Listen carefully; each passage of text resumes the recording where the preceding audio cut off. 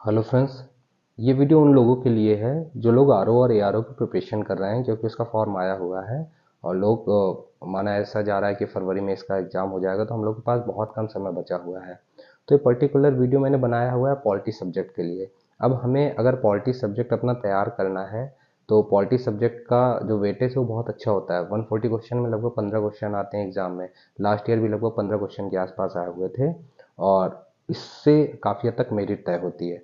अब हमें अगर पॉलिटी सब्जेक्ट तैयार करना है तो हमारे पास काफ़ी ज़्यादा समय होना चाहिए, लेकिन उतना समय है नहीं क्योंकि फरवरी में एग्ज़ाम होना है। अब हमारे पास एक तरीका ये है कि एक ही बुक है एम लक्ष्मीकांत की, या तो हम इसको पूरी पढ़ डालें। इस बुक में आप मान के चलिए कि लगभग 1,500-2,000 पेजेस हैं। अगर आप इस बुक को प्रॉपर वे से पढ़ना चाहेंगे तो आपको इसमें मोटा मोटा मान के चलिए आपके पूरे जो 3 महीने वो केवल पॉलिटी सब्जेक्ट पढ़ने में चले जाएंगे, तो आपके पास बाकी सब्जेक्ट के लिए समय नहीं बचेगा। अब हमारे पास बहुत कम टाइम है और हमको उस बहुत कम टाइम में बहुत ज़्यादा आउटपुट देना है, तो हमें अपने टाइम को यूटिलाइज करना होगा। तो ये वीडियो मैंने बनाया हुआ है, पॉलिटी की कुछ शॉर्ट ट्रिक्स हैं, कुछ बहुत इंपॉर्टेंट क्वेश्चंस हैं और कुछ ऐसी ज़रूरत की चीज़ें हैं जो एग्ज़ाम्स में आती हैं और हम लोगों को पता होना चाहिए। और अगर आप लोग इस वीडियो को कई बार देख लेते हैं तो जिस पर्सन ने कभी पॉलिटी वर्ड सुना भी नहीं होगा उसके 15 में 7 से 8 क्वेश्चन सही हो जाएंगे, और किसी ने अगर इसके पहले पॉलिटी वर्ड सुना होगा तो उसके लगभग 10 क्वेश्चन सही हो जाएंगे। हाँ, बस रिक्वेस्ट आप लोगों से ये है कि जितनी ज़्यादा से ज़्यादा बार इसको देख सके आप इसको देखिए और इसको याद करने का प्रयास करिए, ट्रिक्स को समझिए और उसको इम्प्लाई करिए। तो बहुत ज़्यादा समय बर्बाद नहीं करते हैं और हम लोग तैयार करते हैं कि कैसे इसको तैयार करना है, और इसको मैं आपको बताने जा रहा हूँ। फ्रेंड्स, ये केवल 15 मिनट की वीडियो होगी और इस 15 मिनट के वीडियो में हम लोग पॉलिटी लगभग पूरी कवर कर लेंगे। देखिए, चालू करते हैं। जो पॉलिटी है, पॉलिटी में जो संविधान सभा है, संविधान सभा का जो सबसे पहली बार विचार दिया गया था वो एम एन राय ने दिया था 1934 में। जहाँ पर भी एम एन राय वर्ड आए तो आपको ध्यान रखना है कि वो कम्युनिस्ट नेता थे। जो कम्युनिस्ट पार्टी थी उसकी 1925 में कानपुर में स्थापना हुई थी और जो कम्युनिस्ट का विचार है वो रसिया से लिया गया है। जहाँ पर भी एम एन राय आए वहाँ पर कम्युनिस्ट, 1925, कानपुर और रूस ध्यान रखना है। अब आगे बढ़ते हैं। हमें ये चीज़ ध्यान रखनी है कि जो भी 1857 के पहले जितने भी एक्ट आए हैं वो सारे कंपनी लाई थी। 1857 की क्रांति के बाद जितने भी एक्ट लाए उसको क्राउन के थ्रू लाया गया, यानी ब्रिटिश राज के थ्रू लाया गया। इसके बाद एक आता है एक्ट 1861। इसमें केवल दो चीज़ें याद रखनी है कि 1861 से हमने पोर्टफोलियो यानी जो मंत्रिमंडल वाला सिस्टम हमारे यहाँ है उसको लिया है, और गवर्नर ने अध्यादेश जारी करने की शक्ति मिली थी उसे, जैसा कि राष्ट्रपति को मिली हुई है। हालांकि बाद में जो अध्यादेश जारी करने की शक्ति थी वो 1935 का जो एक्ट था, इंडियन कॉन्स्टिट्यूशन वाला एक्ट, उससे लिया गया था, भारत परिषद अधिनियम से। इसी तरह जो 1813 था उसमें केवल दो चीज़ें याद रखनी है कि कंपनी का एक अधिकार खत्म हो गया था, केवल चाय और चीनी में एक अधिकार बचा हुआ था, बाकी खत्म हो गया था। जहाँ पर भी 1892 आया उसमें हमको केवल एक चीज़ ध्यान रखनी है कि वो बजट से रिलेटेड है। जहाँ पर भी 1909 आया उसमें केवल हिंदू मुस्लिम ध्यान रखना और कुछ नहीं ध्यान रखना है। जहाँ पर भी 1919 आया वहाँ पर हमको ध्यान रखना है कि ये द्वैत शासन प्रणाली से रिलेटेड था। और जो द्वैत शासन प्रणाली होती है वो क्या होती है, उसमें जो विषय हैं वो अलग दे दिए गए थे कि ये विषय केंद्र का है, ये प्रांत का विषय है, बस इतना। अब आते हैं जो संविधान सभा है। संविधान सभा कैबिनेट मिशन के थ्रू संविधान सभा का गठन किया गया था, बस केवल ये याद रखना है। अब हमें प्रस्तावना पूरा याद रखना है। अगर प्रस्तावना हमको पूरा नहीं आता है तो केवल ये चीज़ याद रखनी है कि प्रस्तावना चालू कहाँ से होता है, हम भारत के लोग, भारत को एक संपूर्ण प्रभुत्व संपन्न इस तरह सो ऑन है। तो यानी जो शक्ति का स्रोत है वो कौन है, भारत के लोग हैं और उन्होंने संविधान की रचना की है, बस इतना ध्यान रखना है। इसके अलावा ये याद रखना है कि संविधान में, प्रस्तावना में सामाजिक, आर्थिक और राजनैतिक न्याय के बारे में बताया गया है, यानी 3 तरह के न्याय थे जिनके बारे में बताया गया है। और कब ये आत्मार्पित किया गया, 26 नवंबर 1949 को। एटलीस्ट इतना याद रखना है। इसके बाद हमें याद रखना है कि जो भी पॉलिटी है उसमें जो भाग हैं वो कितने हैं। टोटल 22 भाग हैं, लेकिन उसमें से कुछ ही याद रखने हैं हमें। जैसे ये तो हमेशा याद रहेगा कि भाग 1 में संघ और उसका राज क्षेत्र है, भाग 2 में नागरिकता है, भाग 3 में मूल अधिकार है, भाग 4 में नीति निर्देशक तत्व हैं जिसको आयरलैंड से लिया गया है और आयरलैंड ने स्पेन से लिया था। मूल अधिकार को यूएसए से लिया गया है। जो 4 का है वो बाद में ऐड किया गया है, तभी इसमें का जुड़ा हुआ है। इसमें मूल कर्तव्य हैं जो कि रशिया से लिए गए हैं और स्वर्ण सिंह समिति की रिकमेंडेशन पर 1976 में इंडियन कॉन्स्टिट्यूशन में इसको लिया गया। इसके बाद बहुत इंपॉर्टेंट है, भाग 9 में पंचायत है। इसको बस इस तरह याद रखना है कि 9 में पंचायत, 9 का में नगर पालिका, 9 खा में सहकारी समिति। इसके बाद में 14 का में अधिकरण है, 15 में निर्वाचन है, 17 में राजभाषा है और 18 में आपात उपबंध है। 17 आराम से याद हो जाएगा, राजभाषा है, 18 आपात उपबंध है, 9 वाला याद हो ही गया, हमें कोई समस्या नहीं है। इसके बाद हमें केवल 20 याद रखना है कि 20 में संशोधन के बारे में बताया गया है। अब ये याद रखना है कि जहाँ पर भी बेसिक स्ट्रक्चर या मूल ढांचा शब्द है वो केशवानंद भारती केस 1973 से संबंधित है, बस, और ज़्यादा नहीं याद रखना है। अब मूल अधिकार को याद रखने की बहुत अच्छी चीज़ बता रहा हूँ, इसमें आप 2-3 बार केवल बोलेंगे आपको याद हो जाएगा। देखिए, जो मूल अधिकार है वो 12 से 35 तक है, जो मेन चालू होता है वो 14 से चालू होता है, 14 से। तो है क्या, आपको ये वर्ड ध्यान रखने हैं, समानता, स्वतंत्रता, शोषण, धर्म, संस्कृति, संविधान। समानता, स्वतंत्रता, शोषण, धर्म, संस्कृति, संविधान। समानता जो कि 14 से चालू हो रहा है, इसमें 5 अनुच्छेद हैं, स्वतंत्रता में 5 अनुच्छेद हैं, शोषण में 2 हैं, धर्म में 4 हैं, संस्कृति में 3 हैं और संविधान संशोधन में केवल 1 है, आर्टिकल 32। इसके अलावा और कुछ नहीं है। संवैधानिक उपचार की यहाँ पर बात हो रही है, जहाँ पर भी संवैधानिक उपचार शब्द के साथ भीमराव अम्बेडकर जुड़ जाए तो ये माना जाएगा कि भीमराव अम्बेडकर ने आर्टिकल 32 को संविधान की आत्मा कहा है। जहाँ पर भीमराव अम्बेडकर नहीं ऐड होगा वहाँ पर प्रस्तावना इसका आंसर होगा।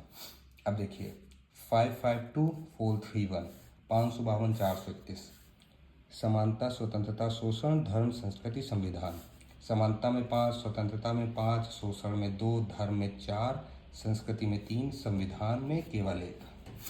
जहाँ पर भी समानता शब्द आता है, जैसे अनटचेबिलिटी, शोषण से समानता हो, और उपाधियों का अंत आर्टिकल 18 में है, इस तरह करके। और जैसे आर्टिकल 16 है, लोक नियोजन के विषय में बताया गया है। आर्टिकल 15 में बताया गया है कि किसी से आप डिस्क्रिमिनेशन नहीं कर सकते हैं।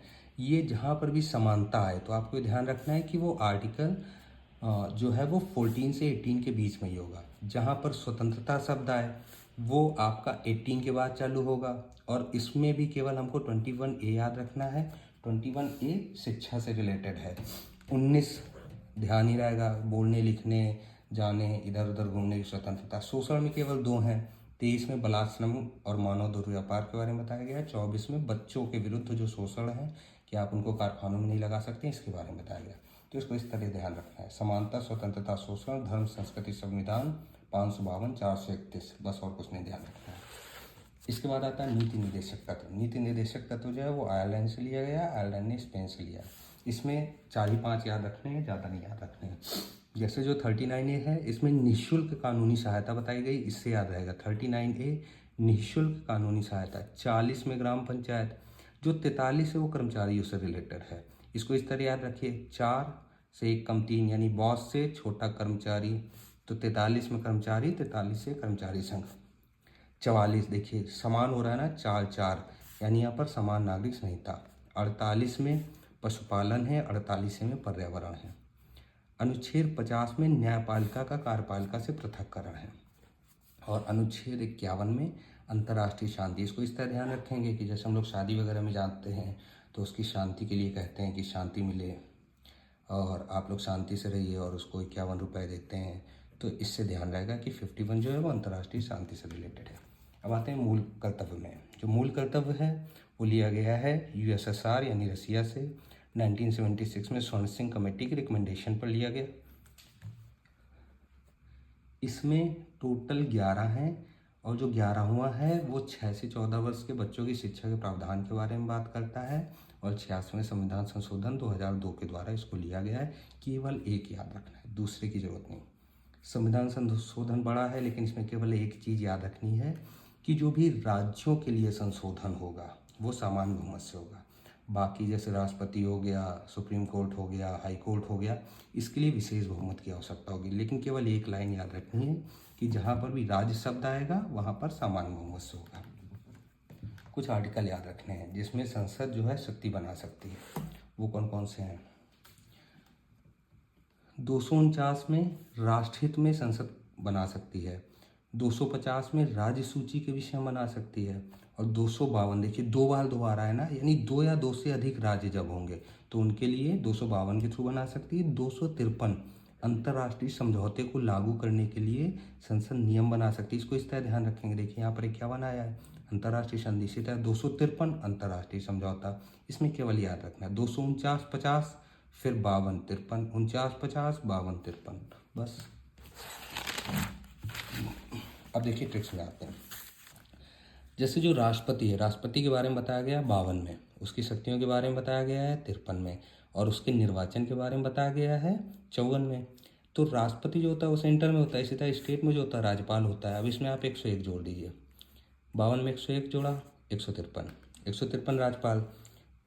उसके बाद में जो राष्ट्रपति की शक्तियाँ 53 में थी, 101 जोड़ देंगे, 154 में राज्यपाल की शक्तियाँ, 54 में निर्वाचन था राष्ट्रपति का, 101 जोड़ेंगे, 155 में राज्यपाल का निर्वाचन होगा।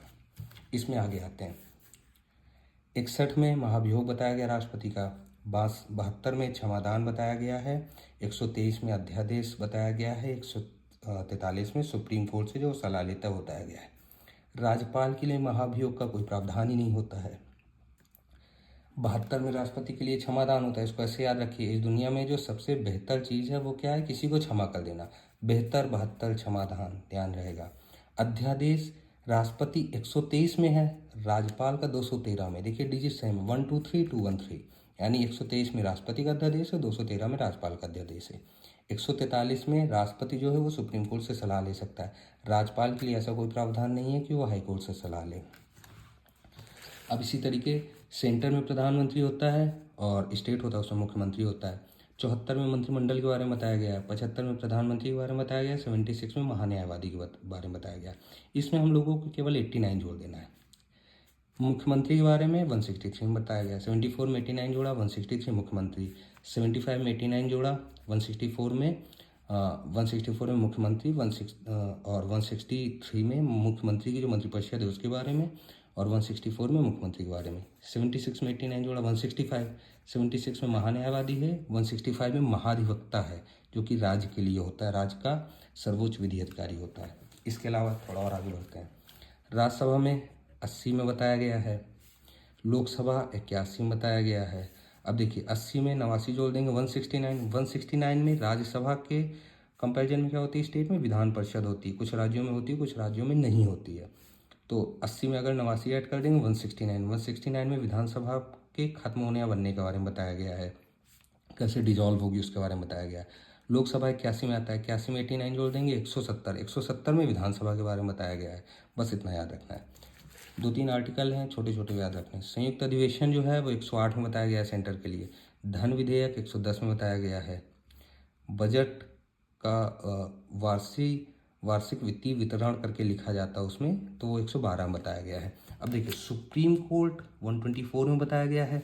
सेम डिजिट 214 हाई कोर्ट के बारे में बताया गया 214 में।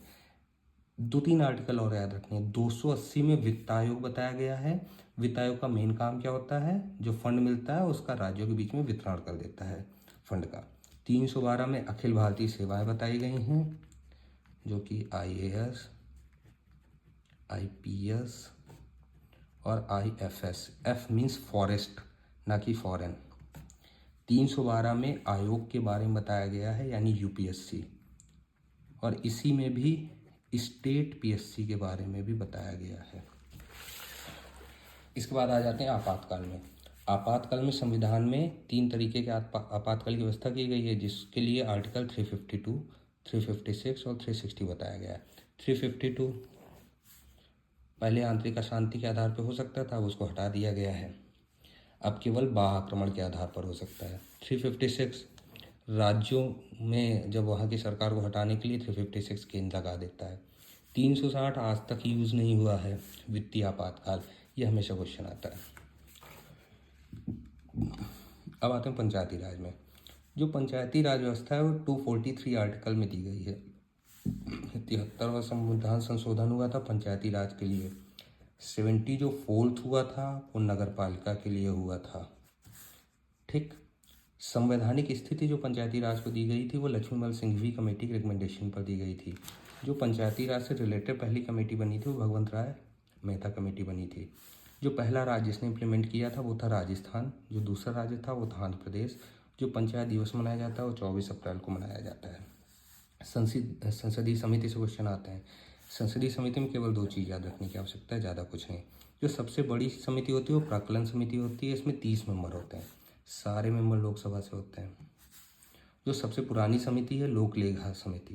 जो लोक लेखा समिति होती है इसमें 22 सदस्य होते हैं, जिसमें से 15 लोकसभा से होते हैं, 7 राज्यसभा से होते हैं। और जो सबसे इम्पोर्टेंट है वो ये है कि इसमें हमेशा जो अध्यक्ष होता है वो विपक्ष का नेता होता है। ये जो लोक लेखा समिति होती है ये जो भी ऑडिटर जनरल होता है, कैग होता है, वो जो भी रिकमेंडेशन होता है लोक लेखा समिति उसको चेक करती है। तो ये बहुत छोटे छोटे क्वेश्चंस थे, बहुत छोटे छोटे आर्टिकल्स थे जिनको अगर हम लोग याद रख लेंगे ट्रिक के माध्यम से, या इसको अगर हम इस वीडियो को 2 या 3 बार देख लेंगे तो हमको याद हो जाएगा। इससे ज़्यादा हम लोगों को करने की आवश्यकता नहीं। बस 3 या 4 बार आप वीडियो देख लीजिए, आपको बहुत कायदे से समझ में आ जाएगा। धन्यवाद। आशा करता हूँ आप लोगों को ये बहुत अच्छा लगा होगा। आप लोग उसको सब्सक्राइब कर लीजिएगा चैनल को, और इस वीडियो को शेयर करिएगा ताकि सब लोग को प्रॉफिट हो। आगे मैं पॉलिटी और अदर सब्जेक्ट्स रिलेटेड और भी वीडियो बनाऊंगा। Thank you.